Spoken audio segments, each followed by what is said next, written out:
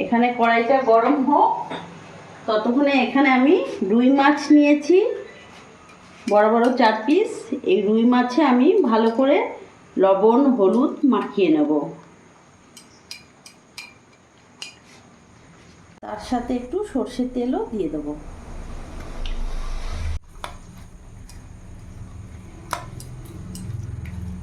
কড়াই গরম হয়ে গেছে, সর্ষের তেল দিয়ে দেবো। রান্নাটা পুরোটাই সর্ষের তেলেই করব। হয়ে গেছে, এবার এক এক করে মাছগুলো দিয়ে দেবো।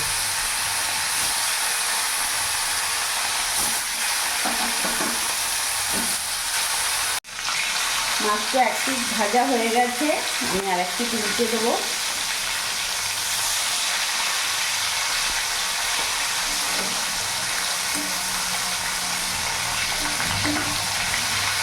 সেরকম মেঘ ডাকছে বলো। মাছগুলো দারুণ মাছ এনেছে।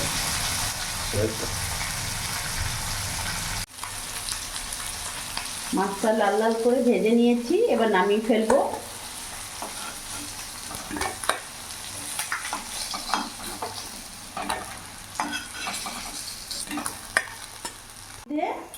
আলুটাও আমি ভেজে নেব।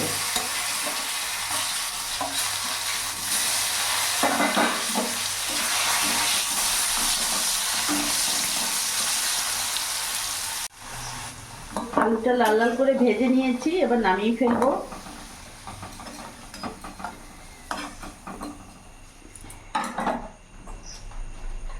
ওই তেলের মধ্যে আমি এবার সয়াবিনগুলো ভেজে নেব।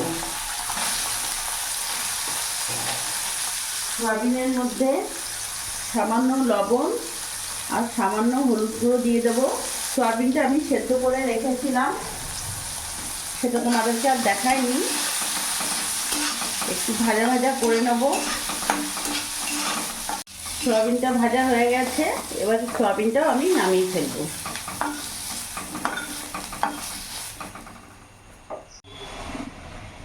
কড়াইতে আবার একটু সর্ষের তেল দিয়ে দিলাম। তেলের মধ্যে একটা তেজপাতা, গোটা জিরে ফোড়ন দিয়ে দিলাম।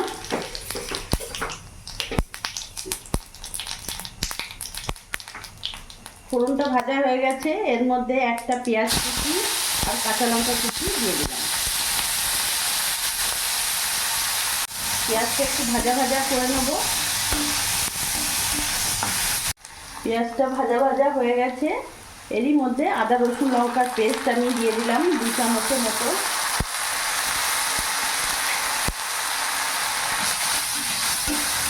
গ্যাসের ফ্লেমটা এখন একেবারে সিম আঁচ করলাম।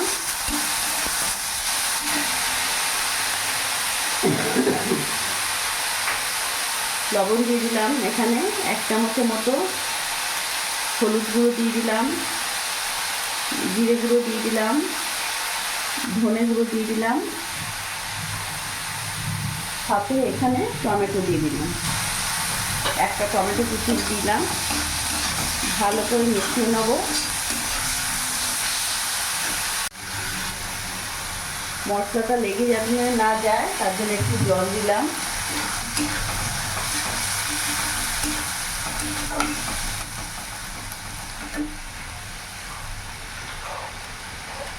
এরই মধ্যে কাশ্মীরি লঙ্কা গুঁড়ো দিয়ে দিলাম। ঝালটা এখানে কাঁচা লঙ্কা ব্যবহার করেছি। এবার মশলাটা ভালো করে কষিয়ে নেব। মশলাটা কিছুক্ষণ ধরে কষিয়ে নিয়েছি, এবার ভেজে রাখা আলু আর সয়াবিনগুলো আমি দিয়ে দেবো। এবার আলু আর সয়াবিন দিয়ে মশলার সাথে ভালো করে মিশিয়ে 2 থেকে 3 মিনিট আমি ভালো করে কষিয়ে নেব মিডিয়াম আঁচে। ভালো করে কষানো হয়ে গেছে, এবার আমি জল দিয়ে দেবো। বেশি জল দেবো না, যেহেতু এটা সয়া ফিশ কারি হচ্ছে। আলু অর্ধেক সেদ্ধ হয়ে গেছে, এবার কিছুক্ষণ ফুটিয়ে নেব। কিছুক্ষণ আমি ঢাকা দিয়ে দেবো, মিডিয়াম আঁচ রাখবো।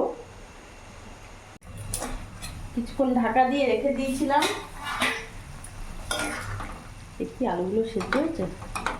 বাহ, গ্যাসের ফ্লেমটা একটু বাড়িয়ে দিলাম। এবার ভেজে রাখা মাছগুলো আমি দিয়ে দেবো।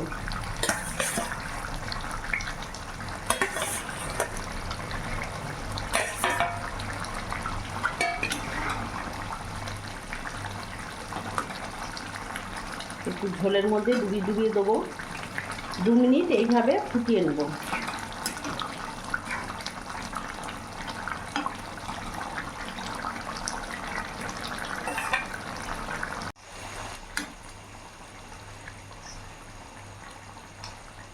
ওপর থেকে একটু গরম মশলা ছড়িয়ে দেবো।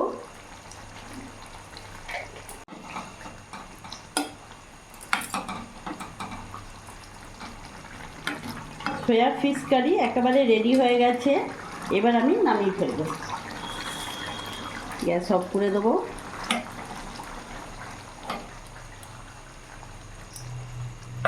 দেখতে পাচ্ছ খুব একটা বেশি আমি ঝোল রাখিনি, যেহেতু এটা কারি হচ্ছে।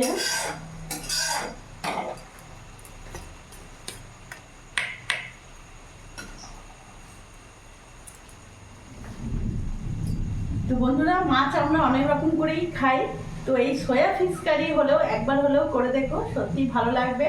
আর ভিডিওটা যদি আমার ভালো লাগে প্লিজ লাইক সাবস্ক্রাইব করে আমার পাশে থেকো। আর তোমরাও সবসময় ভালো থেকো।